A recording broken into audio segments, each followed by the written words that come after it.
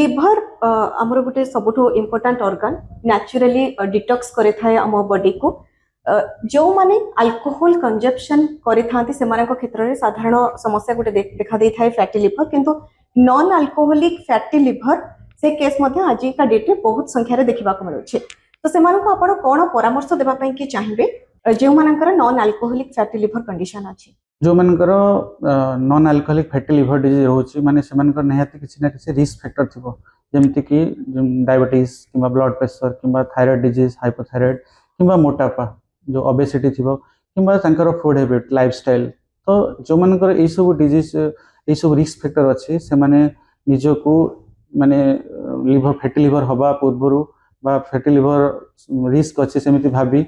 गोटे टेस्ट करिया दरकार लिवर फंक्शन टेस्ट एवं अल्ट्रासाउंड स्कैन करिया दरकार एवं जो मानकर फैटी लिवर अछि से माने केयरफुल हवा दरकार निजर लाइफस्टाइल निजर फूड हैबिट्स निजर